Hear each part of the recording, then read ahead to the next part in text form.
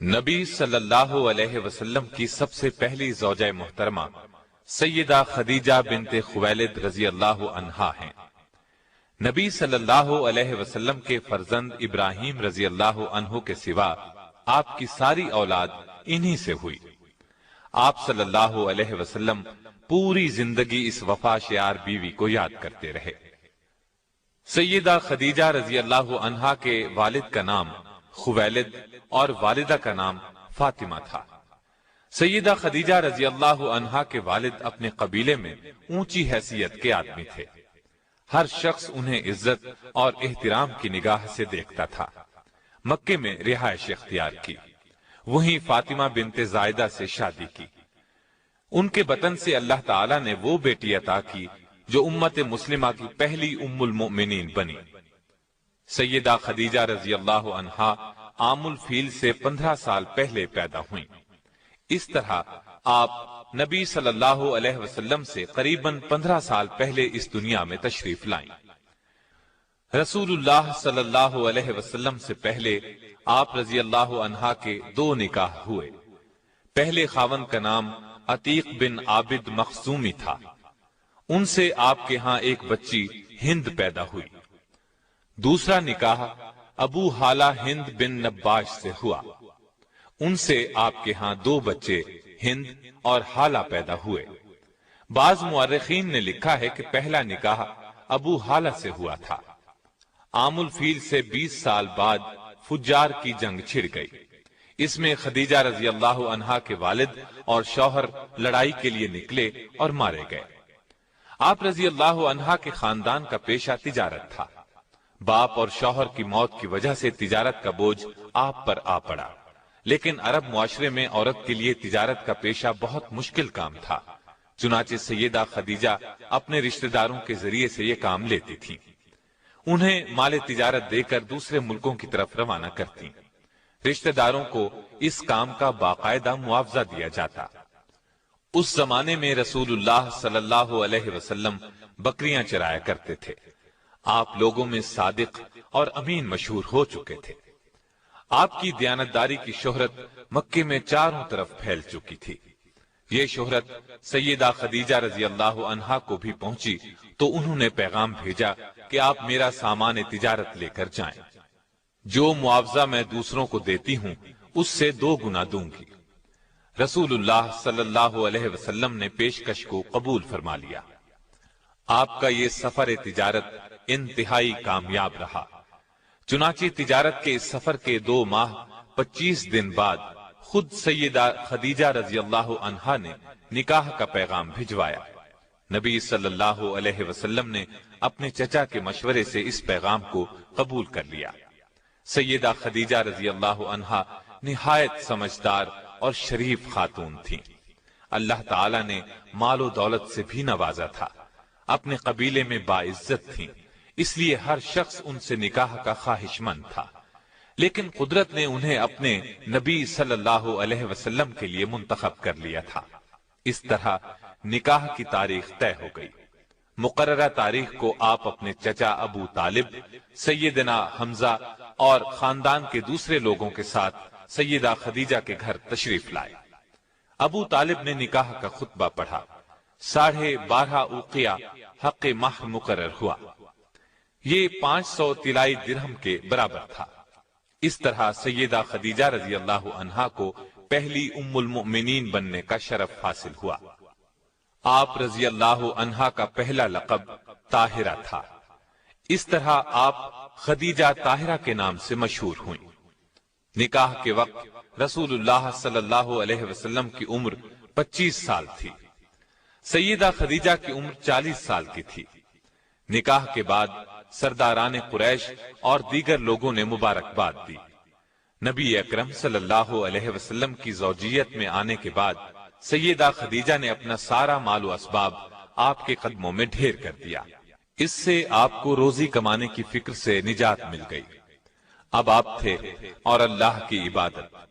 سیدہ خدیجہ نے ہر مشکل اور پریشانی کے وقت نبی صلی اللہ علیہ وسلم کو تسلی دی، دلاسا دیا اور پریشانی دور کرنے کے لیے جو کچھ کر سکتی تھیں کرتی رہیں۔ مثلاً جب آپ پر پہلی وحی یعنی اقرا بسم ربک الذی خلق غار ہرا میں نازل ہوئی تو نبی اکرم صلی اللہ علیہ وسلم گھر تشریف لائے، بدن مبارک پر لرزہ طاری تھا۔ سیدہ خدیجہ رضی اللہ عنہا سے فرمایا مجھے کپڑا اوڑھا دیں۔ جب کچھ دیر بعد گھبراہٹ دور ہوئی تو غار ہرا میں پیش آنے والا واقعہ سیدہ خدیجہ سے بیان کیا۔ سیدہ خدیجہ نے آپ کو تسلی دی اور کہا قسم ہے اس ذات کی جس کے قبضے میں میری جان ہے، میں امید رکھتی ہوں کہ آپ اس امت کے نبی ہوں گے۔ اس کے بعد سیدہ خدیجہ رضی اللہ عنہا آپ صلی اللہ علیہ وسلم کو اپنے چچا زاد بھائی ورقہ بن نوفل کے پاس لے گئیں۔ آپ نے پورا واقعہ سنایا۔ اس واقعے کو سن کر انہوں نے یقین کے لہجے میں کہا یہ وہی فرشتہ ہے جو موسیٰ علیہ السلام پر اترا تھا، کاش میں اس زمانے تک زندہ رہوں جب آپ کی قوم آپ کو وطن سے نکالے گی، اگر میں نے آپ کا وہ زمانہ پایا تو میں آپ کی ضرور مدد کروں گا۔ اللہ کے حکم سے جب آپ نے نبوت کا باقاعدہ اعلان فرمایا تب بھی سب سے پہلے سیدہ خدیجہ رضی اللہ عنہا ہی نے آپ کا پیغام قبول فرمایا اور ایمان لائیں۔ مردوں، عورتوں اور بچوں سبھی میں سب سے پہلے ایمان لائیں۔ آپ رضی اللہ عنہا نے نہ صرف نبوت کی تصدیق کی بلکہ آغاز اسلام میں آپ صلی اللہ علیہ وسلم کی سب سے بڑی مددگار بھی تھیں۔ آپ صلی اللہ علیہ وسلم کو چند سال تک کفار اذیت نہ دے سکے، اس میں بڑی حد تک سیدہ خدیجہ رضی اللہ عنہا کا اثر کام کر رہا تھا۔ مکے میں سیدہ خدیجہ کا بہت اثر رسوخ تھا۔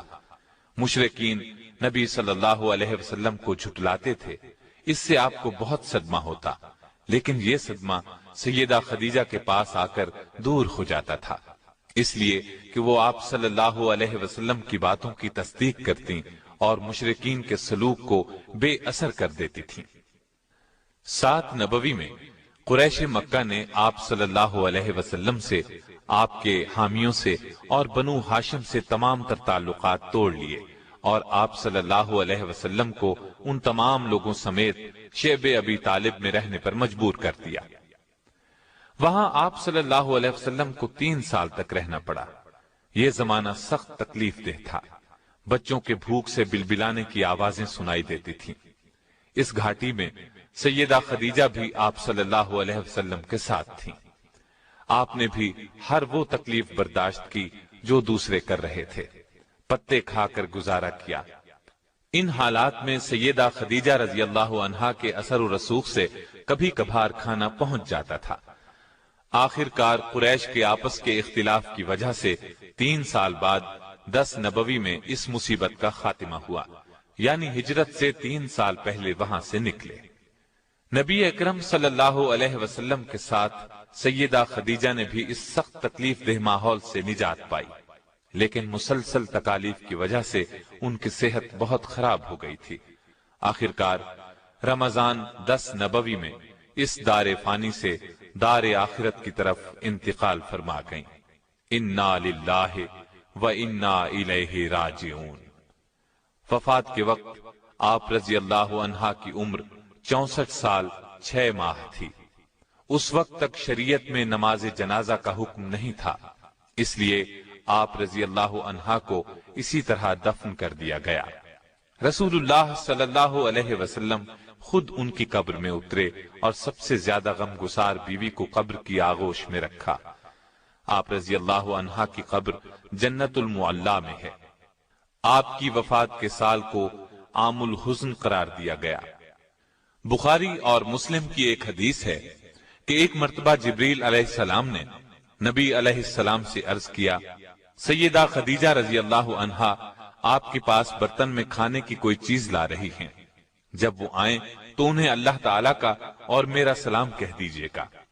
نسائی کی ایک روایت کے الفاظ یوں ہیں، جبریل بارگاہ نبوت میں حاضر ہوئے اور کہا، حق تعالی شانہ سیدہ خدیجہ کو سلام کہتے ہیں۔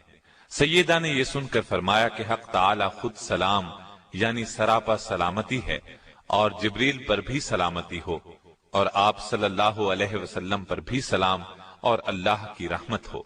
سیدہ خدیجہ کی ایک اور بڑی فضیلت یہ ہے کہ ان کی زندگی میں رسول اللہ نے کوئی دوسری شادی نہیں کی۔ معلوم ہوا آپ ان سے بہت محبت کرتے تھے۔